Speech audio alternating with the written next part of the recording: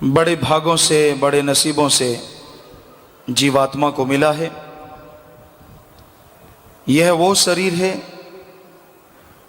जो इस मृत्यु लोक में रहता हुआ भी अल्लाह वाहिगुरु गॉड खुदा रब के दर्श दीदार को पा सकता है।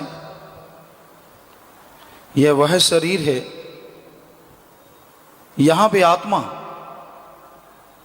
मालिक का नाम लेके खंडों ब्रह्मंडों को पार करती हुई निज धाम सतलोक अनामी में जा सकती है।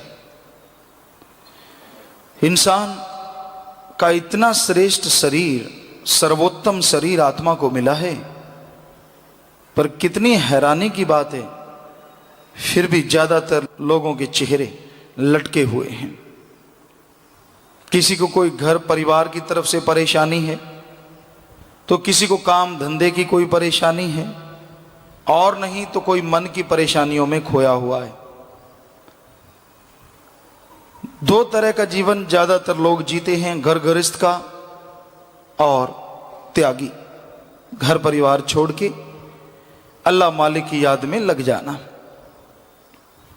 घर गृहस्थी इंसान बहुत से झमेलों में उलझा होता है। बचपन में पता नहीं होता कि ऐसा कुछ होगा। बचपन में खिलौने अच्छे लगते हैं और माँ बाप उसकी इच्छाएं पूरी करते हैं। जैसे खिलौने चाहिए, जैसे वो दे सकते हैं, वैसे खेल खिलौने देते हैं और बच्चा उसमें मस्त हो जाता है, खुश रहता है। उन खिलौनों में प्यार मोहब्बत डाल लेता है और जीवन गुजरने लगता है। थोड़ा थोड़ा बड़ा होता है, जैसे बड़ा होता है तो छोटे खिलौने चले जाते हैं, बड़े खिलौने आ जाते हैं। उस खेलने कूदने में मस्त है। समय गुजरता है, खेलना कूदना बढ़ता चला जाता है।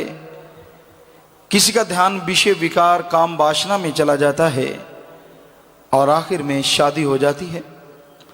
बड़ा खुश, बाजे बजते हैं, साज बजते हैं, ढोल डमक्का बजता है। लेकिन कुछ देर के बाद जब बच्चे पैदा होने शुरू होते हैं और फिर घर गृहस्थ का बोझ कंधों पे आ जाता है, तो 30 साल में ही बुढ़ापा आ जाता है।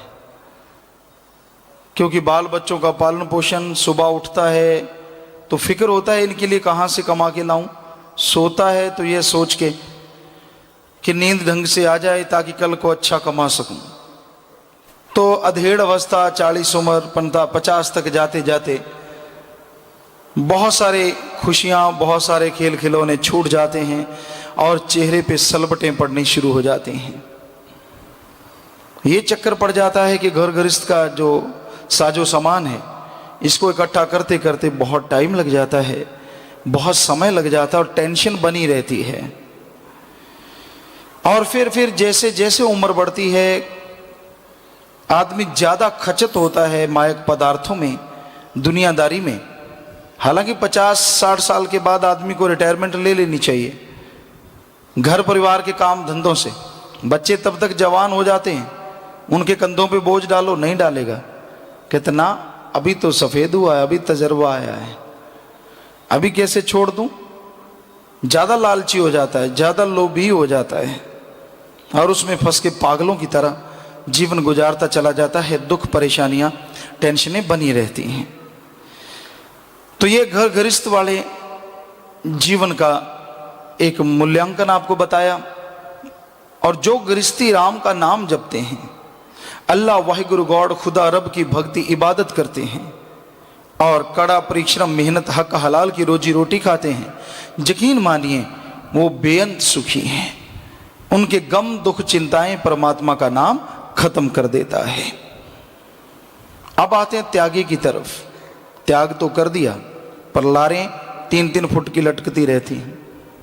किसी गृहस्थी को देखता है, किसी की शादी होते देखता है, मन में लड्डू फूटते हैं, इसकी तो शादी हो रही है, मैं तो मर गया, मेरी भी होती, मेरे भी ढोल बजते। उस तरफ ध्यान नहीं देता जो रोते हुए आते हैं, मर गए, लुट गए, बर्बाद हो गए, क्या दोबारा से कुंवारापन मिल जाएगा।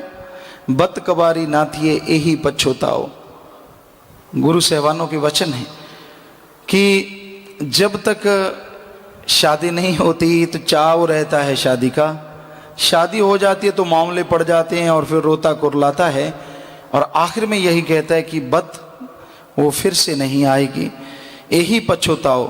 बस इसी पश्चाताप में जीवन गुजर जाता है, मौत आ जाती है।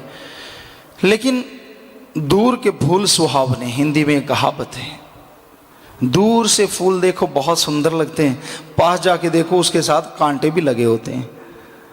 तो ऐसा ही होता है। अब गृहस्थी आदमी है, वो त्यागी बनने को तैयार रहता है, कहता पर क्या करूं, झमेला बहुत पड़ गया। और त्यागी को रहता है मैं कब विवाह शादी करता, क्यों फंस गया पंगे में, क्या लेना था भक्ति शक्ति में, क्या पड़ा है। क्योंकि मन जालिम है, उसका तो मन है एक जो उसे तंग कर रहा है, बर्बाद कर रहा है चारों तरफ से, और उसका कुछ नहीं है, ना बाल ना बच्चा। पंजाबी जी कहते उठदी पूछ वर्गा, राजस्थान में कहावत है, उठदी पूछ मुन देंदे डंडे वर्गी हो जाती, ना बाल ना बोल।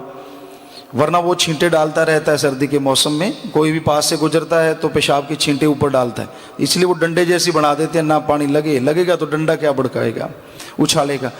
तो वैसे ही गृहस्थी तो चलो बहुत से मामले हैं, लेकिन त्यागी तो ऊंट की पूंछ की तरह बिल्कुल कुछ भी नहीं है। फिर भी तकलीफ में, फिर भी टेंशन, फिर भी परेशानी, सांप की तरह बैठा बड़ खा रहा है, मर गया, लुट गया, बर्बाद हो गया। क्यों, क्या मर गया भाई? क्या तेरे बच्चे रो रहे हैं? क्या सास ससुर ने पीट दिया? क्या हुआ? कुछ भी तो नहीं। एक मन जालिम है जो ससुर बना हुआ है या घरवाला बना हुआ है, दे डंडे पे डंडा, दे डंडे पे डंडा। गुरु के वचन मानने नहीं, ना सुमरण करना है सुबह उठ के, ना रात को सुमरण करना है, ना सेवा की तरफ ध्यान है, मनमती चीजें करनी है। नाम त्यागी है, काम करता है अजीबो गरीब, ना वो गृहस्थियों वाले ना त्यागियों वाले। तो शांति कहाँ से मिले, कहाँ से मिले सुख, जब बातें तो सारी गंदी गंदी करनी है, सारे व्यवहार भी गंदा है। बातें करेगा तो चुगली निंदा, और खाली टाइम मिल जाए, एकांत में मिल जाए तो बुरे कर्म, और सुनेगा तो गलत सुनेगा, अच्छा तो सुनना नहीं। राम नाम की, अल्लाह वाहिगुरु की सीढ़ियाँ जो हैं, गुणगान है, वो तो अच्छी लगती नहीं, गीत सुनने हैं, इधर उधर की बातें सुननी है, उधर की फजूल बातें, निंदा चुगली, एक दूसरे के कानों में गुनगुनाना है, अजीबो गरीब हरकतें करनी है। तो इससे क्या क्या ये त्यागीपन है? जी नहीं, ये सिर्फ दिखावा है, ढोंग है। असल में तो वो गिर चुका है। तो भाई, निंदा चुगली करने वालों की सोहबत करते हो, छुप छुप के जाके टाइम निकाल निकाल के उनके पास बैठते हो, बर्बाद होने के चांसेस बढ़ जाते हैं। क्योंकि सच्चे मुर्शिद कामिल ने यह फरमाया है कि निंद की तो परछाई ना पड़े। निंदा करने वाला कौन है आप देख लेंगे, आपको चिकनी चुपड़ी बातें सुनाएंगे, आपको अपने जाल में फंसाएंगे, और फिर आपको ऐसा पाठ पढ़ाएंगे कि आप गुमराह हो जाएंगे। आपका निशाना अपना सतगुरु अल्लाह वाहिगुरु राम है, और वो कभी किसी का अकाज नहीं करता, कभी किसी का बुरा नहीं करता।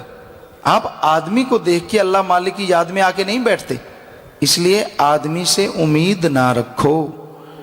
किसी को आप सोचते हैं ये बहुत बड़ा भक्त है, ये छोटा भक्त है, ये तो बड़ा जी बड़ी शब्दवाणी करता है जी, ये तो गांव में बड़े अच्छे काम करता है जी। ठीक है, करता है तो अपने लिए करता है, मालिक उसकी झोलियां भरेगा, पर ये ना हो कि आप उसके आशिक हो जाएं बजाय भगवान के होने के।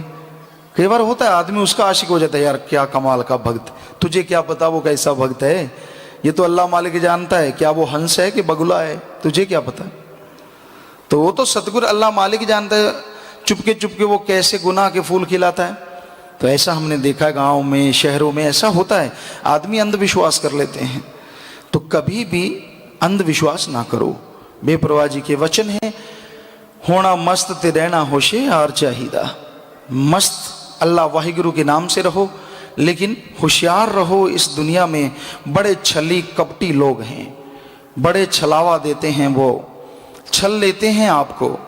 इसलिए ऐसे लोगों से सावधान, ऐसे लोगों का संग ना करो। जो भी गलत तरफ जाता है, जो भी गलत बात करता है, उससे बचो।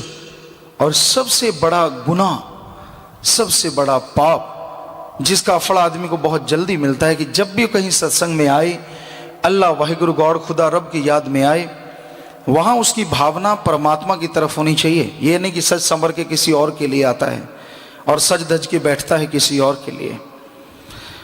ऐसा अगर करेगा तो इससे बड़ा गुनाह नहीं। इससे अच्छा है कि सत्संग में ना हो, कम से कम इस गुनाह से तो बच जाओगे। तो ये देखा है हमने, कलयुग का समय है, कोई पता नहीं यहाँ किस क्या विचार लेके आता है। कोई भेष बदल के आता है, कोई भेष समेत आता है, किसी के अंदर कोई छल कपट है, कोई छल कपट है। सुन के अमल कर ले तो वो छल कपट दूर हो जाए, पर अगर बन के ही छलिया आया है तो छलिया ही बना रहेगा, दुखी होता रहेगा, सुख शांति उसे जिंदगी में कभी नसीब नहीं होगी। तो इसलिए इंसान को इंसानियत को त्यागना नहीं चाहिए। मानवता इंसानियत की यह मांग है कि आप सच्चे दिल से अल्लाह वाहिगुरु गॉड खुदा रब का नाम जपें और यहाँ तक संभव हो मेहनत हक हलाल दसा नवा दी किरत करो, मेहनत करो, हार्ड वर्क, चाहे दिमागी मेहनत, शारीरिक मेहनत, तो सुख मिलेगा। लेकिन एक बात और ख्याल में रखो, एक महीना आप सुबह शाम रात काम धंधे में गुजारते हैं, कम से कम एक सप्ताह में 7 दिनों में 6 घंटे निकाल लो जिसमें आप सेवा कर सको। 12 घंटे निकाल लो तो कहना ही क्या है। चलो महीने में 2 दिन सेवा कर लो, पर ये मन इतना जालिम है, नहीं आने देता।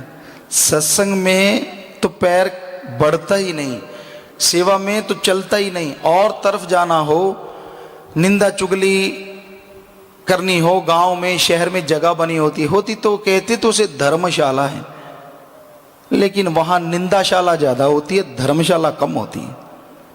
पत्ते गांव में हमने देखा है ताश पीट रहे होते हैं, बुजुर्ग जो रिटायर हो जाते हैं, काम धंधा नहीं होता, थोड़ा बुजुर्ग कहलाते हैं। हाँ, सुबह पशु पिलाने, पशुओं को चारा डालना, चलो ये तो काम है। उसके बाद सारा दिन पत्ते खेलते हैं और निंदा चुगली, कोई पास से गुजर गया फिर उसका अगला पिछला कुछ नहीं छोड़ते, साथ में पत्ता मारेंगे जोर से, साथ में उसकी निंदा करेंगे, मजा लेते हैं। हम बहुत पास खड़ खड़ के सुना करते, बुजुर्ग चलते हमसे, हम उनको कहते शाबाश, ये सिखाओगे आप हमें? फिर कहते रहे ये हम सिखा थोड़ा रहे हैं, तो और क्या कर रहे हो आप? एक टीचर की तरह होते हैं बुजुर्ग, जैसा आप करोगे वैसी आपकी औलाद करेगी। तो उस तरफ ध्यान नहीं देते, चाय भी बड़ी भाग के पी के आते हैं कहीं टाइम ना निकल जाए निंदा चुगली से। पर अल्लाह वाहिगुरु के लिए ऐसी तड़प पता नहीं क्यों नहीं पैदा हो रही। कलयुग, इसकी वजह है कलयुग, ये बुराई का टाइम है, बुराई का टाइम। यहाँ बुरी बातें अच्छी लगती हैं, बुरी बातें मन को भाती हैं, अच्छी बात कह दो तो बिच्छू की तरह डंक चलता है, अच्छी बात समझ में नहीं आती। तो भाई ऐसा समय है कलयुग का, इसमें मालिक का नाम जपोगे तो बचोगे, वरना गम चिंता टेंशनों में घूमते रहोगे, चाहे आप गृहस्थी हो चाहे आप त्यागी हो। तो आप गृहस्थी बन के भी त्यागी बन सकते हैं, कमल का फूल कीचड़ में रह के भी खिल जाता है। आप गृहस्थी हैं तो क्या हुआ, सारे संत पीर पैगंबर गुरु महापुरुष सबके सब गृहस्थी थे, पर वो परमात्मा को पा गए, तो आप भी पा सकते हैं। ऐसा नहीं है कि पाया नहीं जा सकता, बस अपने विचारों को कंट्रोल करना है राम नाम के द्वारा, अल्लाह वाहिगुरु गॉड खुदा रब की भक्ति इबादत के द्वारा। और ये मन सुमरन से कंट्रोल होता, उम्र से नहीं। जिनको आप बूढ़ा सा देखते हैं ना, सफेद सफेद से बाल, ये पंजाबी च कहते ज्यादा बेबती होंगे, बुरा ना मन्यो के चिट्टे बालों वाला, पर हमने तो देखा है, यहाँ देखते रहते हैं, रोज एक्सरे होता रहता है। ये ऊपर ऊपर से करेंगे यूं यूं, और देखने वाला भी देखता है हाँ सफेद सफेद बाल हैं, ये तो बेचारा भक्त है। पर इतना गंदे विचार होते हैं, इतने गिरे विचार होते हैं, वो देखता है बगुले की तरह, कौन सा मेरे जाल में फंसेगा, कब फंसेगा, उसका यही मामला होता है। कोई काम वासना की वजह से देखता है, कोई माया का गुलाम है, कोई किस वजह से, कोई किस वजह से। तो ये कलयुग है।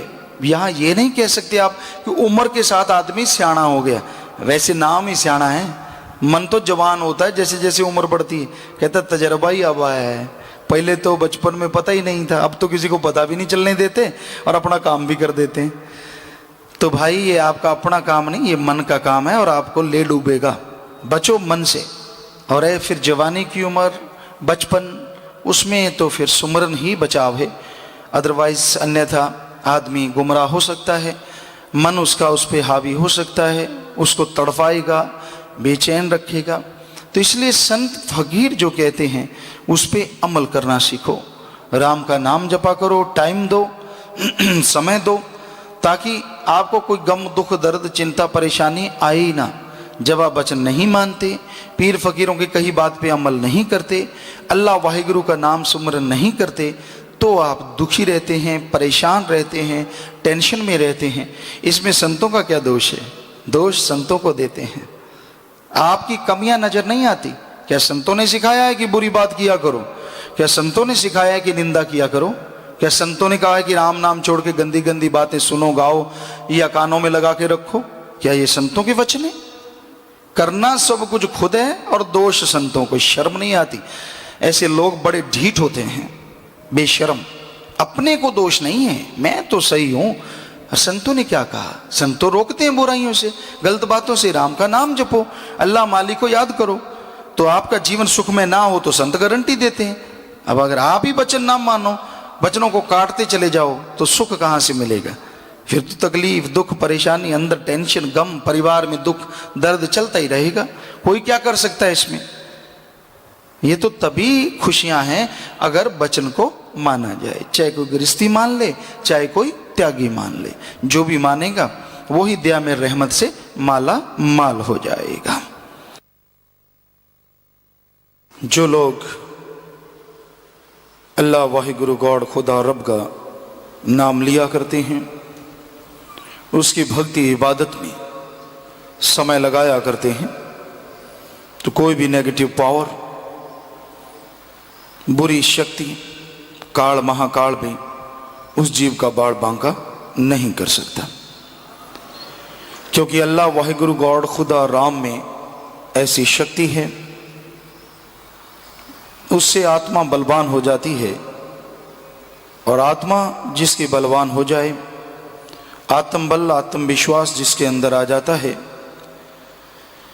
वो फिर ना मन और ना माया क्या गुलाम बनता है। गुलाम बनता है तो अल्लाह वाहिगुरु राम का, उसकी भक्ति इबादत करता है, उसकी रजा में खुशी हासिल करता है। बेअंत खुशियां भी मिलती हैं तो भी यह नहीं मानता कि उसका पात्र वो था। वो यह कहता है कि यह सब देने वाला सदगुरु अल्लाह मालिक वाहिगुरु राम है। ऐसी भावना, ऐसा जिसका हृदय शुद्ध हो जाता है, कण कण में, जर्रे जर्रे में उसे मालिक नजर आता है, उसको कोई गम चिंता टेंशन नहीं रहती। वो मालिक की दया में रहमत को हासिल करता हुआ दोनों जहां की खुशियों का हकदार बन जाता है। संसार में लाखों करोड़ों अरबों जन्म होते हैं और इतने ही लोग चले जाते हैं। ज्यादातर आते हैं और बेशकीमती जिंदगी रूपी दिए को बुझा के चले जाते हैं। खा लिया, पी लिया, सो लिए, काम धंधा कर लिया, विषय विकारा में, दुनियावी प्रीत में खो गए, भौतिकतावाद में फंस गए और इस तरह से पागल होते होते, समय गुजारते गुजारते एक दिन मौत के करीब पहुंच जाते हैं और हासिल कुछ भी नहीं कर पाते। जीवन गमों में, चिंता में, टेंशन में, परेशानी में गुजरता रहता है। लेकिन जो लोग पीर फकीर की बात पे अमल करते हैं, अल्लाह वाहिगुरु राम का नाम लिया करते हैं, उसकी याद में तड़पते हैं, तो तड़प के ही सब कुछ हासिल कर जाते हैं। तो मालिक की याद में चलना, उसकी भक्ति इबादत में तड़पना है तो नसीबों का काम, भागों का काम। लेकिन आदमी चाहे तो ऐसे भाग्य बना सकता है। आदमी चाहे तो अपने आप में बदलाव ला सकता है। लेकिन आज कलयुग है, घोर कलयुग का समय। यहाँ मन इंद्रियां बड़े फैलाव पे हैं और आदमी भोगों का कीड़ा है, पागल है। हद से ज़्यादा पागल लोगों को हमने देखा है, जो एक दूसरे के प्यार मोहब्बत में इतने पागल होते हैं, इतने पागल होते हैं कि वो यह नहीं जानते कि ये तो कुछ दिन के लिए रोशनी है, 4 दिनों की चांदनी फिर अंधेरी रात। कुछ दिन आपका प्यार मोहब्बत है, आप सोचते हैं इससे ज़्यादा लज्जत है, पर आप अपने आप को बर्बाद कर रहे हैं। यहाँ तक भी संत कितना भी रोकें, लोग तकरार कर करके बुराइयां में फंसते चले जाते हैं। संत रोकते हैं, तेरे लिए बीमारी का घर है, आने वाला समय दोजक है, नरक है। नाची कहता पढ़ूंगा पढ़ूंगा, आप यकीन नहीं मानेंगे, ऐसे ऐसे लोग जो पत्र लिखते हैं या बात करते हैं सत्संग में लिख के भेजते हैं और उनको समझाया जाता है कि नहीं भाई ये तेरे लिए बुरा है, बुरा कर्म मत कर। आशिक बनना है तो अल्लाह वाहिगुरु राम का बन, जो दोनों जहां की खुशियों से माला माल कर दे और कण कण जर्रे जर्रे में तुझे नजर आए और हर समय तेरा सच्चा साथी बन जाए। उसका आशिक बन, उसकी भक्ति कर।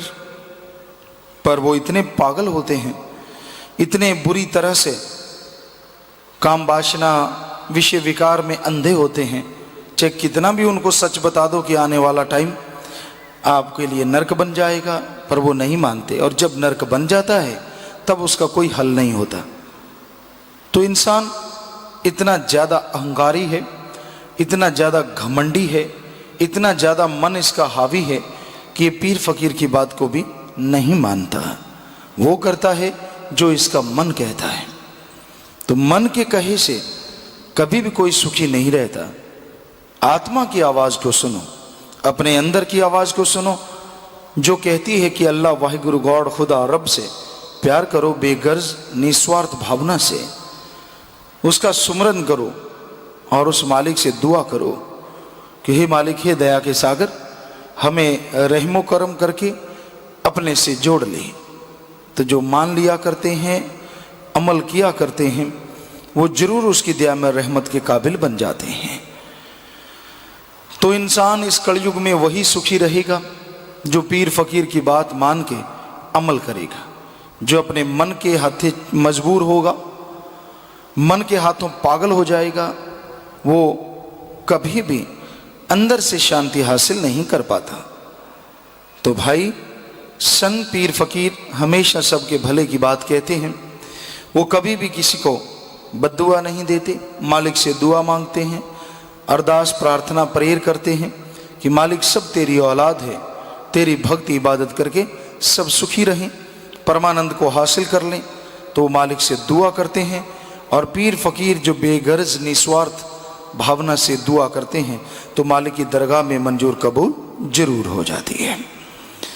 तो आप अमल करें, फकीर जो कहते हैं, संत जो कहते हैं, वचनों के अनुसार चलोगे तो आने वाला समय, आने वाला जीवन आपके लिए बहुत सुखमय होगा। वरना आप अपने कर्मों का बोझ उठाते रहोगे और पशुओं की तरह जिंदगी गुजार के इस संसार से विदा हो जाओगे। बुरी आदतें सब तू छोड़ दियो बावरे छोड़ दे, झूठे नाते सब जग के तोड़ दियो बावरे तोड़ दे। आदत इंसान को जैसी पड़ जाती है उसे छोड़ना कोई मामूली बात नहीं होती।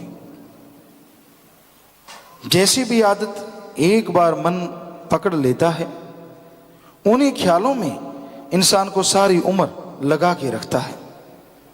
जुआ खेलने की आदत अगर इंसान को पड़ जाए तो इंसान तो क्या, युधिष्ठिर जो कि धर्मराज का अवतार कहलाता था, वो भी आदत की वजह से दर दर ठोकरें खाने को मजबूर हो गया। आदत बड़ी जबरदस्त होती है। बुरी आदत पड़ जाए, संत पीर फकीर वो मोड़ सकते हैं, अपने आप को मोल्ड कर लेते हैं, चेंज कर लेते हैं, लेकिन कोई उनका मुरीद जो भक्ति इबादत करता है वो भी मोड़ सकता है। उनके अलावा अपनी आदतों को बदलना बड़ा ही मुश्किल है। अपनी आदतों की वजह से इंसान को बहुत बार संसार में शर्मिंदा होना पड़ता है। अपनी आदतों की वजह से इंसान अल्लाह मालिक राम से दूर हो जाता है। इसलिए इस भजन में बेप्रवाह सच्चे मुर्शिद कामिल शास्त्र राम जी दाता फरमाते हैं, बुरी आदतें सब तू छोड़ दे वो बावरे छोड़ दे। जो भी तुझे लगता है वो आदतें छोड़ दे अपने अंदर से। बुरी आदत इंसान के अंदर होती है और ये हो नहीं सकता सत्संगी को ये मालूम ना हो कि उसके अंदर क्या बुरा है क्या सही है। वो कोई भी काम करने लगे, ये हो नहीं सकता उसके अंदर से उसका जमीर सतगुरु आवाज ना दे कि तू गलत कर रहा है, अब तू सही कर रहा है। 100% 100% मालिक उसको अंदर से ख्याल देता है कि भाई मत कर, ये अलग बात है, लोग अपने जमीर की आवाज को, अपनी आत्मा की आवाज को दबा देते हैं, उस आवाज को सुनते नहीं। ये ऐसे थोड़े ना सारे बात माननी है, ऐसे थोड़े ना पूरे आते हैं मान के, फिर पूरी खुशियां भी तो नहीं मिलती, फिर इंसान रोता है, तड़फता है। तो भाई अपने अंदर निगाह मारो, आपके अंदर छोड़ने वाली चीज है आपके अवगुण, आपकी बुराइयां। इसलिए अगर किसी की बुराइयां देखनी है, अवगुण देखना है, तो अपना देखो। दूसरों में देखना है तो गुण देखो, गुण। क्योंकि बाहर से जो देखते हो वो आपके अंदर आता है, और अपने अंदर जो देखते हो वो चला जाता है। इसलिए अपने अंदर देखो अपने अवगुण, अपनी बुराइयां, ताकि वो चली जाएं। क्योंकि अगर अपने गुणों पे इतराने लगे या मान बढ़ाई करने लगे, मैं ये हूं, मैं वो हूं, मैं फला हूं, तो वो भी चले जाएंगे, क्योंकि आप अहंकार में आ जाएंगे। इसलिए अपने अंदर निगाह मारो, अपने अवगुणों पे, अपनी बुराइयों पे, उनको निकाल डालो। और जितनी भी दुनिया है, हर इंसान के अंदर कोई ना कोई गुण होता है। इसलिए आप निगाह रखो बाहर गुणों पे। साधु एक भक्त को कैसा होना चाहिए? भक्त ऐसा चाहिए जैसे सूप सुभाए, सार सार को चुन ले, थोथा दे उड़ाए। इधर भाषा में कह नहीं सकते क्या बोलते हैं, वैसे छाछ, हिंदी में कहते हैं छाछ होता है। वो जब भी आटा बनाते हैं घरों में, तो उसमें गेहूं डाल के उसको यूं यूं, एक स्टाइल में एक तरीका होता है, उसको यूं करते हैं जैसे दाने ऊपर उछलते हैं। तो ये छाछ का करामात कह लीजिए या तरीका कह लीजिए। जो थोथे दाने होते हैं वो हवा में जाने से उड़ जाते हैं, बारीक दाने होते हैं वो आगे आ जाते हैं, और जो मोटे दाने होते हैं गेहूं के, वो छाछ अपनी तरफ खींच लेता है। उसी तरह एक भक्त जन को होना चाहिए। वो निगाह मारे संसार में, थोथे दाने भी हैं, बारीक भी हैं, यानी अवगुण भी हैं, बुरी आदतें भी हैं, लेकिन आपने क्या ग्रहण करना है? मोटे मोटे दाने, गुण। गुण ग्रहण करो तो गुणवान बन जाओगे, और भगवान की दया में रहमत के लायक बन जाओगे। दूसरों की बुराई देख के खुश ना हो, किसी में अवगुण देख के खुश ना हो सके तो उस अवगुण को दूर करने के लिए प्रेरणा दो, नहीं तो चुप हो जाओ। क्या पता कल को आपके अंदर वो बुराई आ जाए। इसलिए दूसरों के गुण देख के उनको ग्रहण करते जाओ, तो गुणवान इंसान बनता है।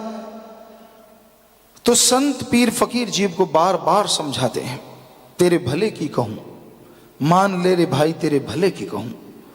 संत कभी किसी का आकाश, कभी किसी का बुरा कर ही नहीं सकते। ये अलग बात है, दुनिया वाले चाहे कुछ भी कहते फिरें, सच्चा संत पीर फकीर परमार्थ के लिए आता है। तरुवर फल नहीं खात है, सरोवर पीव न नीर। तरुवर फल नहीं खात है, सरोवर पीव न नीर, परमार्थ के कारणे संतन भयो शरीर। संत कोई भी एक्टिविटी, गतिविधि करते हैं, उसमें अपना स्वार्थ नहीं होता। जिस तरह एक पेड़ फल पैदा करता है, वो खुद नहीं खाता। समुद्र में पानी होता है, वो खुद नहीं पीता। उसी तरह संत जो भी वचन करते हैं, कहीं भी जाते हैं, कुछ भी करते हैं, उसमें कोई ना कोई राज छुपा होता है, और उसमें सब जन कल्याण के लिए, समाज के सुधार के लिए संत सत्संगे लगाते हैं, मालिक के नाम की चर्चा करते हैं। इसलिए उनके वचनों को इग्नोर ना करो, सुनो और अमल करो। क्योंकि जो सुन के अमल कर लेते हैं वो उसकी कृपा दृष्टि के काबिल बन जाते हैं। और उसकी कृपा दृष्टि से क्या होता है? अंदर शांति आती है, और अंदर सुरूर आता है, नशा आता है, चेहरे पे मालिक का नूर आता है। आदमी बेनूर नहीं होता, आदमी बेजार नहीं होता, आदमी बेचैन नहीं होता, क्योंकि उसका मालिक तो हर समय अंदर है। और जैसे राम नाम से जुड़ता है, जैसे अच्छे नेक कामों से जुड़ता है, तो मालिक का वो नाम अंदर से दुनकारें देता हुआ उसे बेइंतहा खुशियों से लवरेज कर देता है, बेइंतहा खुशियों से जोड़ देता है। मन मते और मन की बात ना सुनो। मन क्या है? दो शक्तियां हैं हम सबके अंदर, आदमियों के अंदर, इंसानों के अंदर। एक शक्ति को कहते हैं आत्मा, और एक को कहते हैं मन। मन क्या है? आदमी के दिमाग को, आदमी के माइंड को जो नेगेटिव थॉट्स देता है, जो बुरे ख्याल देता है, उसे हिंदू और सिख धर्म में मन कहा है। इस्लाम धर्म में नफ्स शैतान कहते हैं। तो आप कहीं भी बैठे हो, दिखावा कुछ भी कर रहे हो, अगर आपके अंदर बुराई चल रही है तो आपके मन का कारण है, मन आप पे हावी है। और अगर आप कहीं भी चल फिर रहे हो, आपके अंदर भले विचार आते हैं, यार उसका भला कर देना चाहिए, नेकी करनी चाहिए, अच्छे अच्छे नेक नेक विचार, मालिक का नाम लेना चाहिए, इत्यादि इत्यादि। तो ये सारे विचार जो हैं ये आत्मा की आवाज है। इस्लाम धर्म में कहते हैं रूह या जमीर की आवाज है, जो आदमी को प्रेरित करती है कि तू मालिक से जुड़, अल्लाह मालिक की दया में रहमत के खजाने को लूट ले। तो ये दो आवाजें हर किसी के अंदर आती हैं। माइंड, मन को माइंड नहीं कहते कि लोग कह देते हैं नहीं, मन अलग चीज, माइंड अलग चीज। माइंड में तो अच्छे विचार भी आते हैं, मन में नहीं आ सकते।